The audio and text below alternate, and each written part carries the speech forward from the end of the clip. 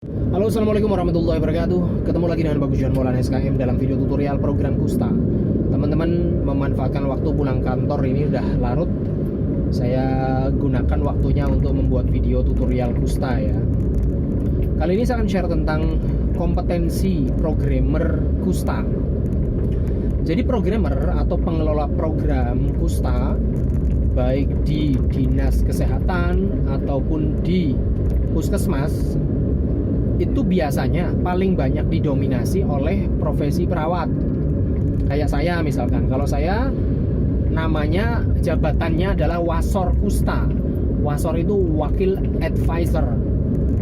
Advisornya adalah kepala dinas kesehatan, wakilnya saya. Jadi dalam program Kusta itu advisornya kepala dinas kesehatan, wakilnya saya. Dalam program Kusta saja seperti itu. Sebenarnya bukan wah hebat banget jabatannya wakil kepala dinas, bukan seperti itu, bukan secara struktural organisasi kepemerintahan seperti itu, bukan ya. Tetapi dalam hal program Kusta saja, istilah jabatan saya itu Wasor atau wakil advisor. Jadi di dinas-dinas kesehatan itu di seluruh kabupaten kota itu ada wasornya seperti saya. Nah, sedangkan di puskesmas ya istilahnya programmer aja, pengelola program. Pengelola program Kusta memang paling enak itu perawat, karena kompetensi, skill ya, yang harus mengetahui tentang fisiologi, mengetahui tentang patologi, tentang penyakit kusta, mengetahui tentang bagaimana cara pemberian obat dan sebagainya, itu paling pas adalah perawat. Makanya kayak saya ini kan backgroundnya perawat. Setelah perawat saya kuliah SKM, Sarjana Kesehatan Masyarakat. Nah, di puskesmas juga paling banyak programmer Kusta itu adalah perawat. Meskipun ada beberapa yang bidan juga. Ada beberapa puskesmas di luar Jawa dan sebagainya itu yang programmernya itu bidan. Di Jawa juga ada programmer Kusta yang bidan, bukan perawat tapi bidan. Nah, kondisi-kondisi tertentu di puskesmas, misalkan ada yang sama sekali nggak ada perawat atau bidan yang terlatih, akhirnya dokternya langsung yang menjadi programmer Kusta juga ada. Memang yang sudah pelatihan Kusta itu ditujukan untuk perawat atau bidan atau dokter seperti itu. Jadi dokter juga beberapa dikirim untuk mengikuti pelatihan Kusta. Nah, pelatihan Kusta itu kalau pelatihan yang komprehensif ya, benar-benar kurikulumnya lengkap, itu memang waktunya agak panjang. Dulu sebelum saya, programmer sebelum saya itu pelatihannya di Makassar ya dulu, itu sampai 3 minggu. Kalau saya sendiri pelatihannya 2 minggu.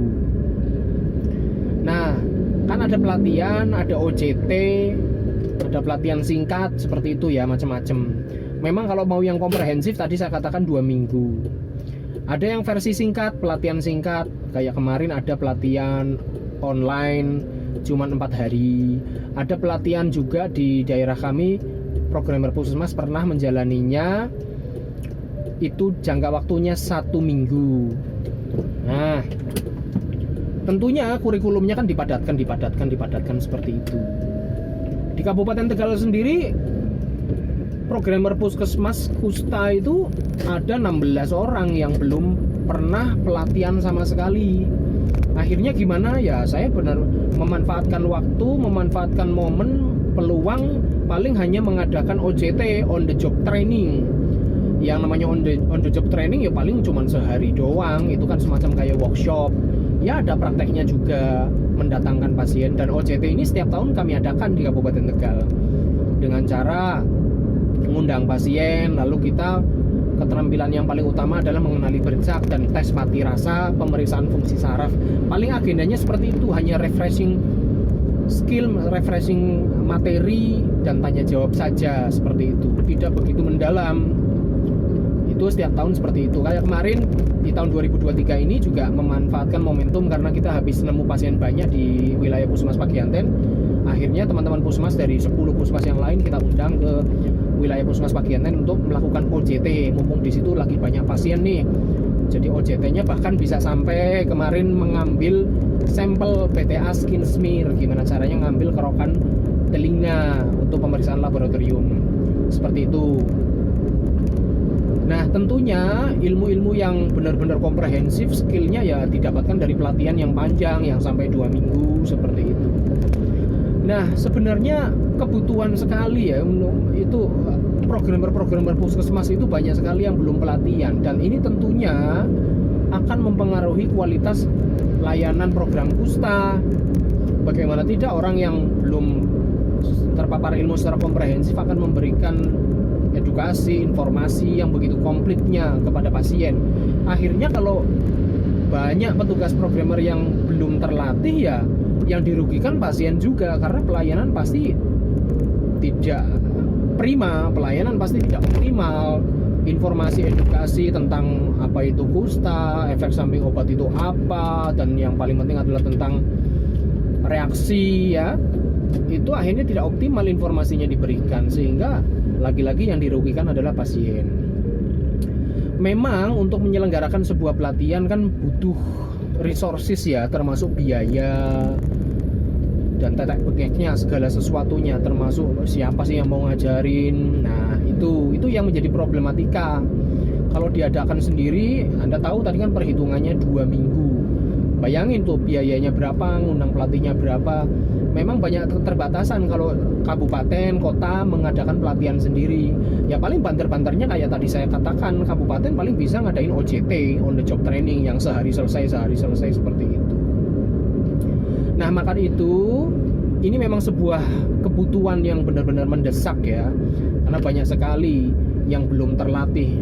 Di saya saja 16 orang, apalagi di kabupaten lain, apalagi di luar Jawa dan sebagainya.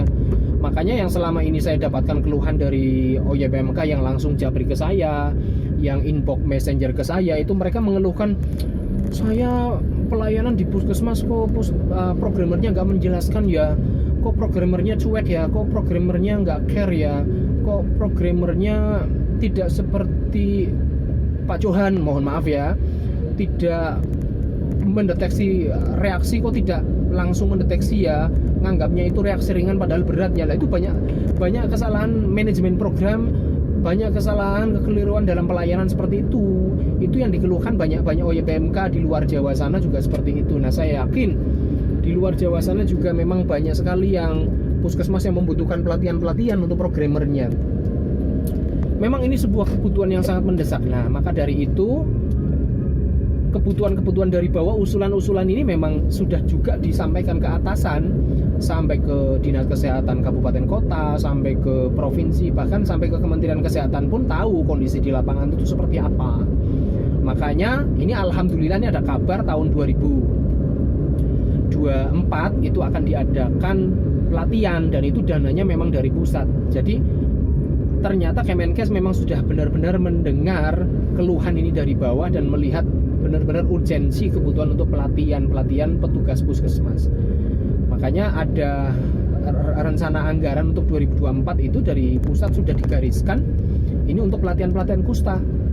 Makanya sekarang ini saya sedang menyusun kurikulumnya, terus nanti rencana anggaran, mau memberangkatkan berapa orang, biayanya berapa, nah, tempatnya di mana pelatihannya dan sebagainya, seperti itu.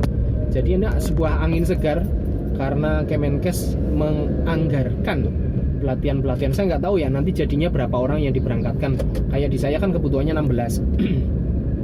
Nanti anggarannya bisa mengcover berapa orang dan sebagainya. Nah, tentunya ini sebuah kabar yang sangat menggembirakan.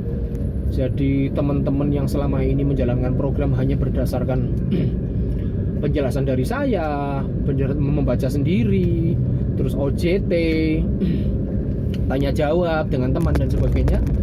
Kali ini dengan pelatihan mereka akan mendapatkan ilmu yang komprehensif, benar-benar membahas Kusta dari A sampai Z, penuh, komplit. Mau tanya juga silahkan tanya. Nah, seperti itu.